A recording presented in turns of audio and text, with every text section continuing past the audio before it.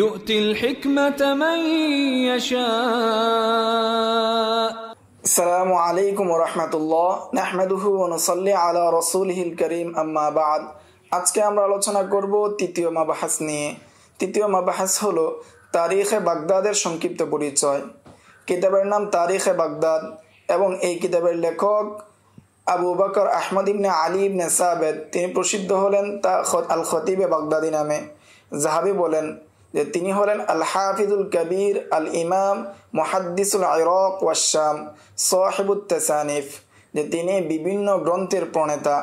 তিনি জন্মগ্রহণ করেন 392 হিজরিতে এবং তার ওয়াফাত 463 হিজরিতে। তারিখে বাগদাদকে গণ্য করা হয় একটি প্রসিদ্ধ কিতাব হিসাবে যে সমস্ত রাবিরা বাগদাদে বসবাস করেছেন অথবা এই 3 শতাব্দীর মধ্যে বাগদাদে অতিক্রম করেছেন, বাগদাদে অবস্থান করেছেন। বাগদাদ শহর তৈরি হওয়া থেকে এই কিতাব তারিখে বাগদাদ লেখা পর্যন্ত যে সমস্ত রাবিরা অবস্থান করেছেন সেই সমস্ত রাবিদের বিষয়ে একটি জামে মানে এবং সমৃদ্ধ কিতাব হিসাবে গণ্য করা হয় তারিখে বাগদাদকে। এবং তার এই কিতাব লেখার শেষ সময় হলো 444 হিজরিতে এবং এই কিতাবটি 14 খণ্ডে মুদ্রিত হয় এবং এই কিতাবের মধ্যে 7831 জন ব্যক্তির জীবনী উল্লেখ হয়েছে। তোর মধ্যে 5000 হলো মুহাদ্দিসিনে কেরামদের জীবনী। খতিবে বাগদাদি তিনি প্রথমেই তার কিতাবের মধ্যে একটি লম্বা মুকাদ্দমা নিয়ে এসেছেন, মূল্যবান মুকাদ্দমা নিয়ে এসেছেন। যে মুকাদ্দমাটা মুদ্রিত যে নুসখা রয়েছে সেই নুসখার 213 পৃষ্ঠা পর্যন্ত বিস্তৃত। এবং এই কিতাবের মধ্যে যে সমস্ত বিষয় রয়েছে বা এই মুকাদ্দমার মধ্যে যে সমস্ত বিষয় রয়েছে তোর মধ্যে গুরুত্বপূর্ণ বিষয় হলো যে ইরাক বিজয় হওয়ার যে খবর রয়েছে এবং ওমর রাদিয়াল্লাহু তাআলা আনহু ইরাকের মধ্যে যে সমস্ত কাজ করেছেন সেই সম্পর্কে যে খবর রয়েছে এবং বাগদাদ শহর তৈরি হওয়ার যে সমস্ত খবর রয়েছে তা বর্ণনা করা হয়েছে শুরুর দিকে। এবং এই শহরের যে নির্মাতা মুআসসিস আবু জাফর আল মানসুর তার সম্পর্কেও অনেক খবর নিয়ে আসা হয়েছে এবং এই শহরের পরিকল্পনা এবং এই শহরের যে মহল্লা রয়েছে সেগুলো আলোচনা করা হয়েছে। তারপর আলোচনা করা হয়েছে এই শহরের যে নিদর্শন রয়েছে, স্মৃতি রয়েছে, জাওয়ামিয়া প্রসিদ্ধ যে মাসাজিদ, আনহার এবং কি নদীনালা এবং ফুল এবং কিছু কবর সেই সম্পর্কে আলোচনা করা হয়েছে। এবং তিনি এই কিতাবের মুকাদ্দমা শেষ করেছেন যারা বাগদাদ শহরে আগমন করেছেন, বাগদাদ শহর তৈরি হওয়ার পূর্বে যারা আগমন করেছেন বা তার পাশ দিয়ে অতিক্রম করেছেন তাদের জীবনীকে উল্লেখ করার মাধ্যমে যে তিনি তার মুকাদ্দমা শেষ করেছেন।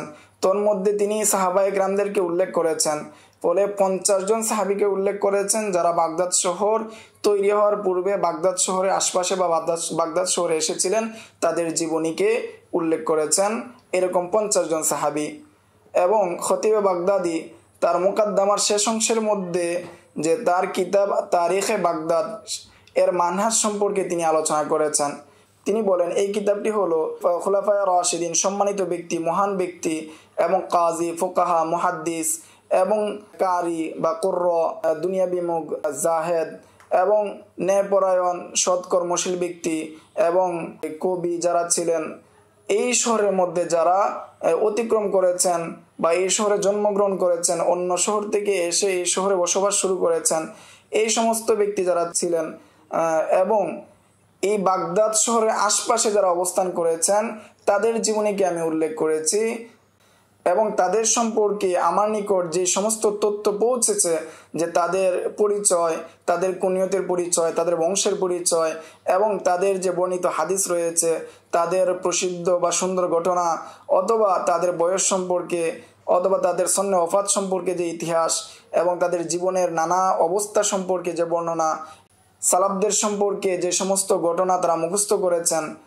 সে সম্পর্কে যে প্রশংসা রয়েছে এবং মদা রয়েছে অথবা জম অর্থাৎ জরা রয়েছে, কদা রয়েছে এবং তাদের কবুল করা, তাদেরকে ছেড়ে দেওয়া, তাদিল করা, জরা করা, সেই সম্পর্কে যত বিষয়ে তাদের খবর এসেছে সবগুলোকে আমি আমার এই কিতাবে সন্নিবেশিত করেছি এবং আমি আমার এই কিতাবকে সাজিয়েছি হরুফুল মুআজ্জামের ভিত্তিতে। এবং প্রথমে আমি উল্লেখ করেছি যাদের নাম মুহাম্মদ, রাসূল সাল্লাল্লাহু আলাইহি ওয়াসাল্লামের নামের বরকতের জন্য আমি প্রথমে যারা মুহাম্মদি নামে রয়েছে তাদেরকে উল্লেখ করেছি।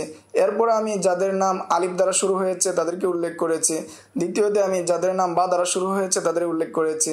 এইভাবে আমি শেষ পর্যন্ত হরুফুল মুআজ্জামের ভিত্তিতে সাজিয়েছি, যাতে করে ছাত্রদের জন্য এ থেকে ইস্তেফাদা করা সহজ হয়ে যায়।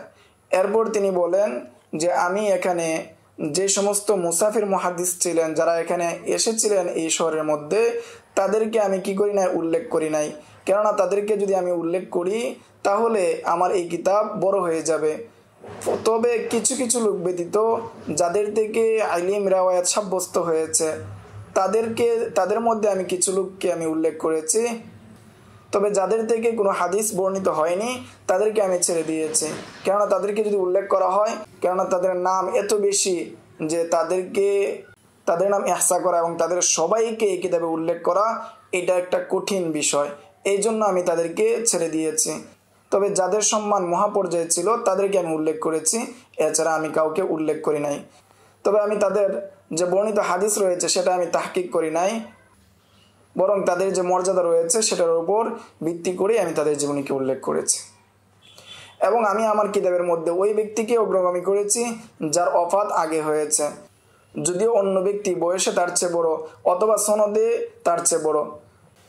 এবং কতক বাবের ক্ষেত্রে, অর্থাৎ হরুফুল মুআজ্জামের কতক বাবের ক্ষেত্রে সেই বাবটা দেখা যায় যে বড়, এই নামে অনেক রাবি রয়েছে। তাদেরকে আমি আবার হরুফুল মুআজ্জামের বাবের মধ্যে যদি একাধিক ব্যক্তি চলে আসে, একাধিক রাবি চলে আসে, তখন আমি তাদেরকে তাদের বাবার যে হরুফুল মুআজ্জাম রয়েছে সেটার ভিত্তিতে তারতিব অনুযায়ী আমি সাজিয়েছি। এবং যে ব্যক্তিদের সন্নে ওফাত সম্পর্কে আমার জানা নেই তাদেরকে আমি তাদের সমপর্যায়ে যারা রয়েছে তাদের তবকার মধ্যে আমি উল্লেখ করেছি। আল্লাহ তাআলা যেন আমাদেরকে ভুলভ্রান্তি থেকে রক্ষা করেন। এই ছিল তারিখে বাগদাদ সম্পর্কে সংক্ষিপ্ত পরিচয়। আসসালামু আলাইকুম ওয়া রাহমাতুল্লাহ। ومن يؤت الحكمة فقد أوتي خيرا كثيرا وما يذكر إلا أولو